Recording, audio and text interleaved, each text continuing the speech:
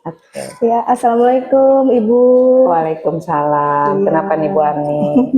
Iya Ibu, ini terkait di program pendidikan guru penggerak Ibu itu ya, Arni ingin mewawancarai Ibu mengenai modul 3.1 mengenai pengambilan keputusan berbasis nilai-nilai kebajikan sebagai pemimpin. Oke, nanti kira-kira ada beberapa pertanyaan yang ingin ditanyakan kepada Ibu. Semoga Ibu berkenan untuk memberikan jawaban. Siap, siap. Ini tugas ya di penggerak mangga-mangga ini. Ya, baik Ibu, terima kasih. Sami-sami. Terkait nanti pertanyaan-pertanyaan yang akan Arni sampaikan kepada Ibu gitu, Ibu bisa memberikan contoh konkret yang telah Ibu lakukan dalam pengambilan keputusan ini Ibu ya. Iya, terima kasih Bu. Ya, baik. Untuk pertanyaan yang pertama itu mengenai identifikasi kasus-kasus mengenai dilema etika atau bujukan moral. Nah, selanjutnya Ibu, untuk kasus pertanyaan yang kedua, kasus sama-sama benar, bagaimana Ibu menjalankan atau bagaimana Ibu mengambil keputusan tersebut. Kemudian untuk langkah-langkah atau prosedur seperti apa yang biasa Ibu lakukan selama ini. Pertanyaan yang keempat, hal-hal apa aja yang selama ini Ibu anggap efektif dalam pengambilan keputusan pada kasus dilema etika. Selanjutnya, apakah Ibu memiliki sebuah jadwal dalam penyelesaian kasus dilema etika? Kemudian yang ketujuh, adakah seseorang atau faktor-faktor yang selama ini mempermudah atau membantu Ibu dalam pengambilan keputusan? Dan yang terakhir, dari semua hal yang telah Ibu sampaikan, pembelajaran apa yang dapat Ibu petik dari pengalaman Ibu mengambil keputusan dilema etika ini? Baik Ibu, terima kasih. Oke. Untuk menjawab pertanyaan yang Ibu utarakan tadi, di mana pada saat saya harus mengidentifikasi kasus yang disebutkan tadi ya, dilema etika itu apa dan rujukan moral itu apa. Pertama, yang jelas kita harus mengidentifikasi akar masalah yang muncul. Nah, di situ setelah kita mengidentifikasi yang namanya pengambilan keputusan untuk kasus tertentu memang benar, itu harus kita telaah, kita analisis faktor penyebab, faktor yang mendorong kenapa hal itu terjadi. Nah, seperti saya ambil contoh ya, di mana bagaimana saya mengambil keputusan pada saat saya harus melakukan penilaian ulang pada observasi praktik kinerja di periode Januari sampai Juni, tetapi kita sekarang sudah masuk ke periode yang kedua, Juli dengan Desember. Nah, seperti kasus itu, di mana kita sebagai pemimpin harus memberikan kesempatan kepada si pelaku yang belum menyelesaikan observasi di periode pertama.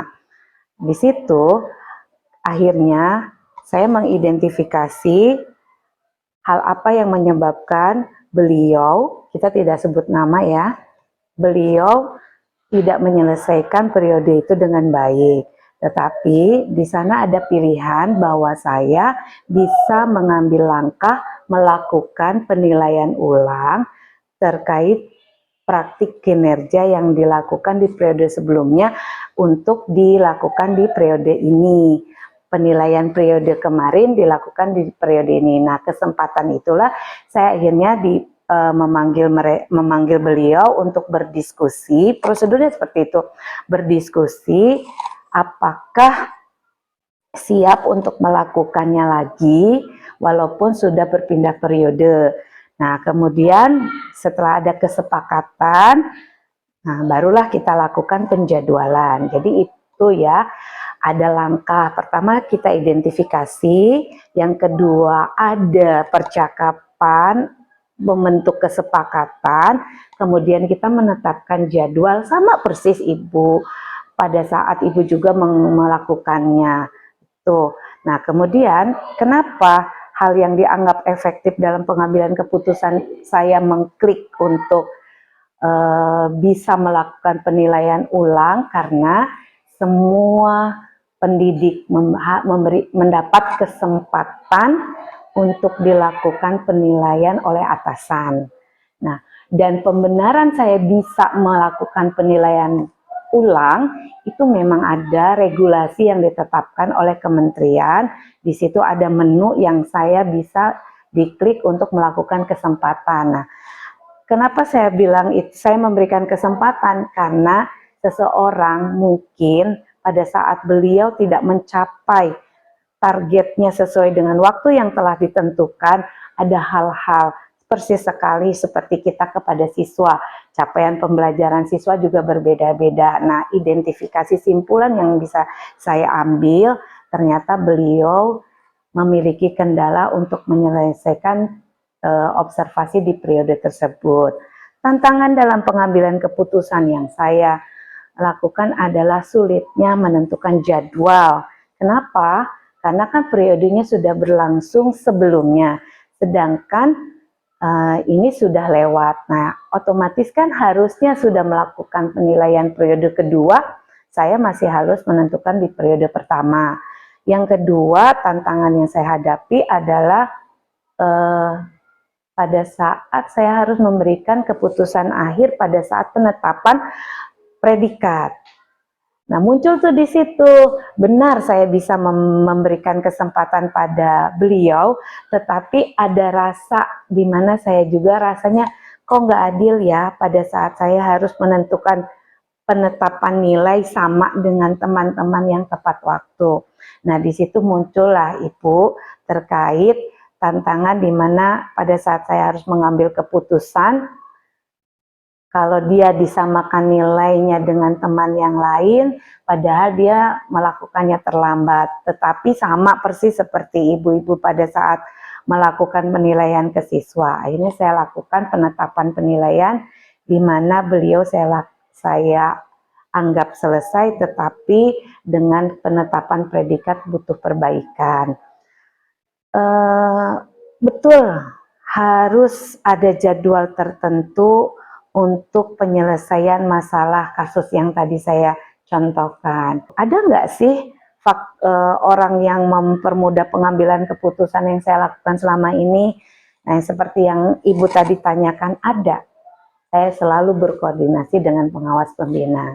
Pada saat saya dengan beliau, contoh ya, saat saya dengan beliau melakukan kesepakatan jadwal, saya koordinasi, bisa nggak saya lakukan itu Bu ke pengawas pembina. Kemudian diakhiri dengan pada saat pengambilan penetapan predikat. Nah, di situ muncul pengambilan keputusan yang harus benar-benar bijak. Kita kasih pertimbangan-pertimbangan. Akhirnya kami sepakat untuk menetapkan predikat kepada beliau. Nah, itu. Nah, kemudian pembelajaran yang bisa dipetik dari pengambilan keputusan itu yaitu tadi, pada saat kita dihadapkan kepada regulasi yang mengharuskan memberikan kesempatan kepada seseorang yang seharusnya melaksanakan tugas dan tanggung jawab periode Januari-Juni, tetapi dia tidak selesai, bergeser periode. Nah, itu benar-benar menjadi pembelajaran berarti, di mana tadi balik lagi kepada identifikasi kasus pertama yang pertanyaan Ibu tadi, bahwa saya pun harus menetapkan tidak semua guru memiliki kompetensi yang sama.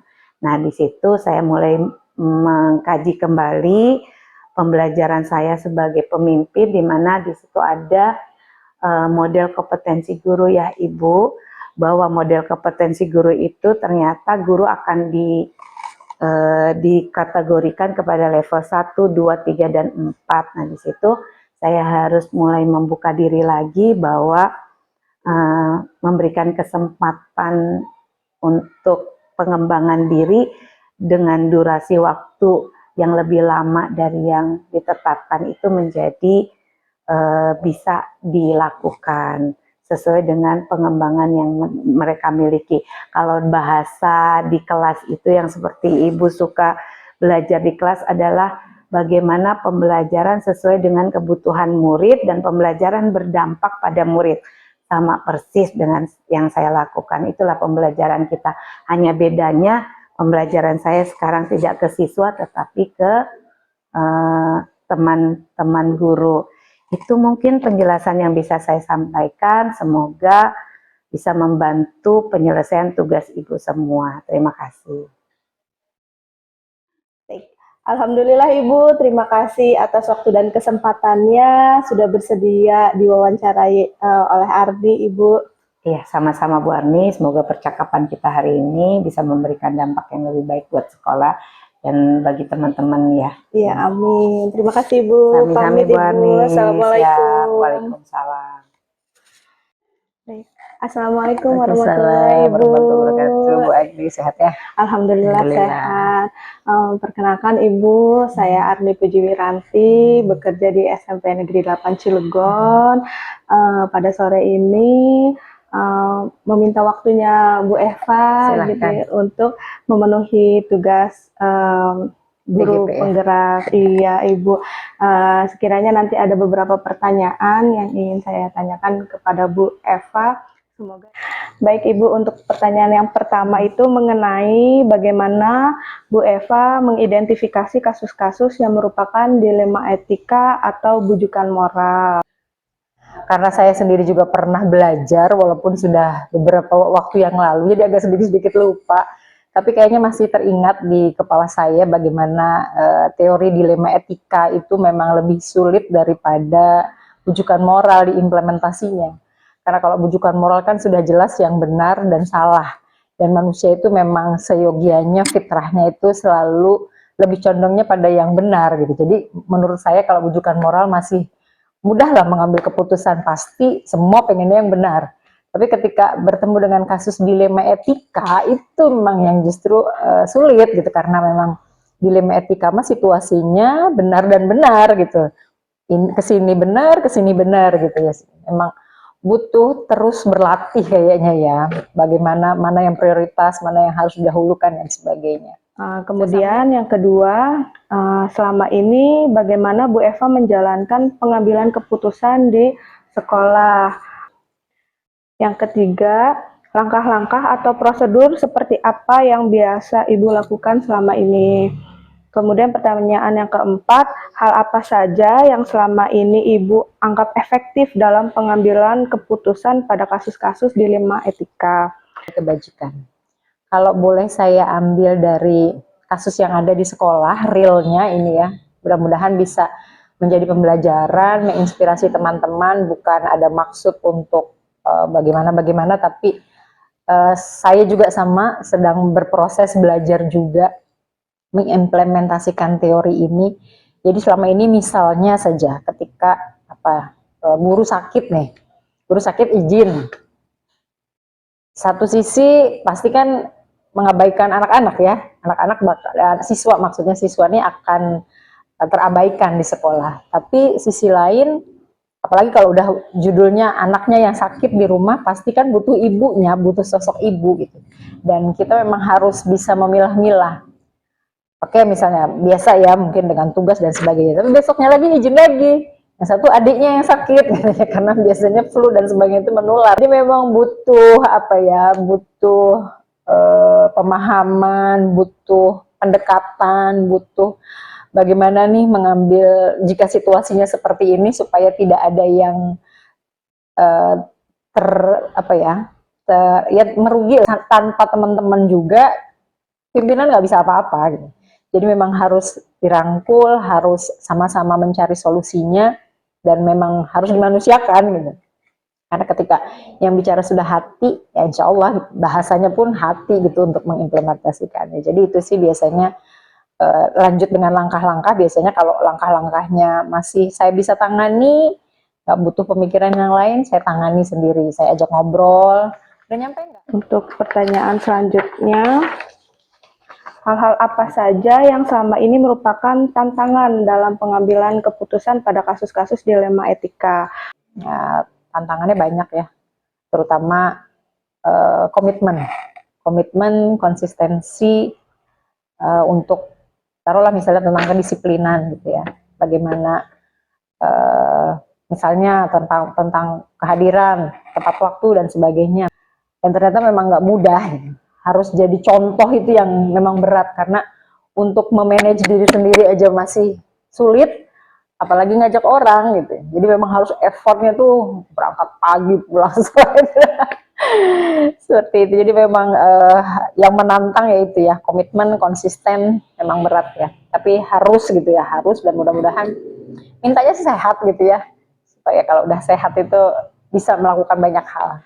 Pertanyaan yang keenam, apakah Ibu memiliki sebuah jadwal tertentu dalam menyelesaikan kasus dilema etika atau langsung menyelesaikan di tempat?